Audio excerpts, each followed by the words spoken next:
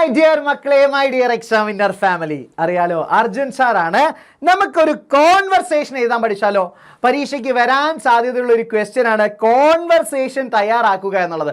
നമുക്ക് ഒരുപാട് കഥകൾ പഠിക്കാനുണ്ട്. ഇതിനകത്തൊക്കെ ഒരുപാട് കഥാപാത്രങ്ങളുണ്ട്. ഇവർ പരസ്പരം അങ്ങോട്ടും ഇങ്ങോട്ടും എന്തൊക്കെ കാര്യങ്ങൾ സംസാരിച്ചിട്ടുണ്ടാവും എന്നുള്ളത് നമ്മൾ സങ്കല്പിച്ചുകൊണ്ട് കോൺവെർസേഷൻ എഴുതാനുള്ള ക്വസ്റ്റ്യൻ നമുക്ക് പ്രതീക്ഷിക്കാവുന്നതാണ്. സോ അടിപൊളിയായിട്ട് എങ്ങനെയാണ് ഒരു കോൺവെർസേഷൻ എഴുതേണ്ടത് നോക്കിയാലോ?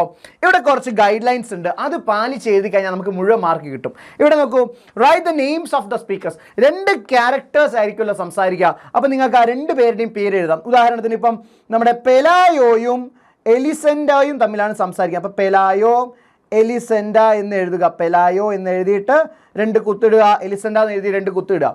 എന്നിട്ട് 2 പേരുടെയും ക്യാരക്ടറിന്റെ പേര് ആദ്യമേ അങ്ങോട്ട് എഴുതി വെക്കുക. പിന്നെയോ stay on the given topic. ഇവരെന്തിനെ കുറിച്ചായിരിക്കുമോ സംസാരിക്കുക അതിനെക്കുറിച്ച് മാത്രം ഇവർ സംസാരിച്ചാൽ മതി. ഇപ്പം ഇവരധികം സംസാരിക്കുക ഓൾഡ് മാനെ കുറിച്ചായിരിക്കില്ലേ, അവരുടെ കുട്ടിയെക്കുറിച്ചും സംസാരിക്കാം, ഇയാളെ വെച്ച് എങ്ങനെ കാശുണ്ടാക്കാം എന്നുള്ള കാര്യങ്ങളായിരിക്കും ഇവർ സംസാരിക്കുക. അല്ലാതെ അനാവശ്യമായിട്ട് യുദ്ധത്തിനെ കുറിച്ചോ അല്ലെങ്കിൽ പുതിയ ക്രിക്കറ്റ് മാച്ചിനെ കുറിച്ചോ ഒന്നും ഇവർ സംസാരിക്കില്ല. ഇവർ സംസാരിക്കാൻ സാധ്യതയുള്ള കാര്യത്തിനെ കുറിച്ച് മാത്രം എഴുതുക. Take turns while talking. Pelayo സംസാരിച്ചാൽ അടുത്തത് എലിസെൻഡ, പിന്നെ പെലായോ, പിന്നെ എലിസെൻഡ, പെലായോ എലിസെൻഡ. ആ ഒരു രീതിയിൽ നിങ്ങൾ കൃത്യമായിട്ട് അത് എഴുതുക. Use proper punctuations. അതായത് ഇപ്പം എന്തെങ്കിലും ചോദ്യം ചോദിക്കുകയാണെങ്കിൽ അവിടെ ഒരു ക്വസ്റ്റ്യൻ മാർക്ക് ഇടാം. ഇനി അതല്ല എന്തെങ്കിലും പറഞ്ഞു തീരുകയാണെങ്കിൽ അവിടെ ഒരു ഫുൾ സ്റ്റോപ്പ്. ഇനി എന്തെങ്കിലും ആശ്ചര്യം ജനിപ്പിക്കുന്ന കാര്യം പറഞ്ഞിട്ടുണ്ടെങ്കിൽ അല്ലെങ്കിൽ ഫീലിങ്സ് ഇമോഷൻസ് കാണിച്ചിട്ടുണ്ടെങ്കിൽ നിങ്ങൾക്ക് അവിടെ എക്സ്ക്ലമേറ്ററി മാർക്ക് ഇടാം. ഇനി അവരെന്തെങ്കിലും ഒരു ആക്ടിവിറ്റി അതിനിടയിൽ കാണിച്ചിട്ടുണ്ടെങ്കിൽ ആ ബ്രാക്കറ്റ് വരച്ചിട്ട് ആ ആക്ടിവിറ്റി അവിടെ എഴുതുക. ഇങ്ങനെയുള്ള കുറച്ച് കാര്യങ്ങൾ നമ്മൾ കൃത്യമായിട്ട് ഫോളോ ചെയ്യാം. ഓക്കെ, പറഞ്ഞു തീർന്നിട്ടില്ലെങ്കിൽ അതിൻ്റെ കൂടെ നിങ്ങൾക്ക് ഒരു 3 കുത്തും കൂടെ ഇങ്ങനെ ഇട്ട് കഴിഞ്ഞാൽ അവരുടെ സംഭാഷണം കണ്ടിന്യൂ ചെയ്യുന്നുണ്ട് എന്നുള്ളൊരർത്ഥം കൂടിയാണ്. So use proper punctuation. പിന്നെയോ begin and end properly. Simple ആയിട്ടുള്ള ലാംഗ്വേജ് മാത്രം ഉപയോഗിച്ചാൽ മതി. സോ ഇത്രയും ഗൈഡ് ലൈൻസ് പാലിച്ച് എഴുതിയാൽ നമുക്ക് മുഴുവൻ മാർക്കും കിട്ടും. നമുക്ക് ഏതൊക്കെ ക്യാരക്ടേഴ്സ് വരാൻ സാധ്യതയുണ്ടോ അതിൻ്റെ എല്ലാം ഒരു പ്രാക്ടീസ് നിങ്ങൾ ചെയ്ത് നോക്കാം. കോൺവെർസേഷൻ പ്രാക്ടീസ് ചെയ്ത് നോക്കുക എന്നുള്ളതും കൂടെ ചെയ്ത് അടിപൊളിയാവും. നമുക്കൊരു ക്വസ്റ്റ്യൻ ചെയ്താലോ? നമ്മുടെ സ്പിൽമാനും ജർമ്മൻ ഓഫീസറും തമ്മിൽ ആ യുദ്ധത്തിനിടയിൽ പരസ്പരം കാണുകയും സംസാരിക്കുകയും ചെയ്തിട്ടുണ്ടെങ്കിൽ എങ്ങനെയായിരിക്കുന്ന ഒരു ക്വസ്റ്റ്യൻ വന്നാൽ നമുക്ക് പഠിച്ചൂടെ? So officer, what are you doing here?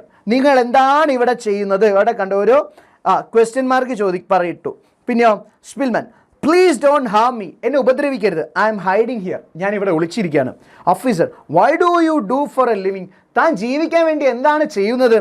അപ്പം സ്പിൽമാൻ പറയാണ്, I am a pianist. A pianist അതൊരു ചോദ്യചിഹ്നമാണ്. Then play something on that piano. ആ പിയാനോയിൽ എന്തെങ്കിലും ഒന്ന് ചെയ്ത് കാണിക്കൂ. Spilman, I haven't played for a long time. ഞാൻ ഒരുപാട് നാളായി ഇത് ചെയ്തിട്ട്, ബട്ട് ഐ വിൽ ട്രൈ. ഞാനൊന്ന് ശ്രമിച്ചേക്കാം. Go ahead, don't be afraid. എന്നിട്ട് സ്പിൽമാൻ പ്ലേസ് ദ പിയാനോ. കണ്ടോ, നമ്മൾ ആ ചെയ്തൊരു ആക്ടിവിറ്റിയാണ് ഇവിടെ ബ്രാക്കറ്റിൽ ഇട്ടിരിക്കുന്നത്. പിന്നെ നോക്കൂ, officer, that was beautiful. You should not stay here. I will bring you food and help you survive. താൻ ജീവിക്കാൻ വേണ്ടി തനിക്ക് ഭക്ഷണം കൊണ്ടുതരാം. താൻ ഇവിടെ നിൽക്കുന്നത് അപകടകരമാണെന്നൊക്കെ പറയുകയാണ്. Spilman, thank you, I will never forget your kindness. കണ്ടോ, ഇവരെ നമ്മൾ കൃത്യമായിട്ട് ഓരോ ടേക്ക് ടേൺസ് എടുത്തിട്ടുണ്ട്. പിന്നെ കൃത്യമായിട്ട് നമ്മൾ പഞ്ച്വേഷൻസും ചെയ്തിട്ടുണ്ട്. പറയേണ്ട കാര്യം വളരെ സിമ്പിളായിട്ട് അവർ പറയാൻ സാധ്യതയുള്ള കാര്യത്തിൽ തന്നെ ഫോക്കസ് ചെയ്ത് കോൺസെൻട്രേറ്റ് ചെയ്തിട്ടുണ്ട്. വരാൻ പോകുന്ന പരീക്ഷയ്ക്ക് ഈ കാര്യങ്ങൾ പാലിച്ച് എഴുതി കഴിഞ്ഞാൽ മക്കളെ നിങ്ങൾക്ക് നല്ല മാർക്ക് കിട്ടും. ഓക്കെ, അപ്പോൾ ഇതുപോലെ ഒരുപാട് ക്യാരക്ടേഴ്സ് പരസ്പരം സംസാരിക്കുന്നത് എങ്ങനെയായിരിക്കും എന്നുള്ള കാര്യം നിങ്ങളൊന്ന് പ്രാക്ടീസ് ചെയ്യുക. അങ്ങനെയാണെങ്കിൽ വരാൻ പോകുന്ന പരീക്ഷയ്ക്ക് നല്ല മാർക്കോടുകൂടി പാസ്സാവാം. തൽക്കാലം നമുക്കിടയിൽ ഒരു താൽക്കാലിക വിരാമം. ബൈ.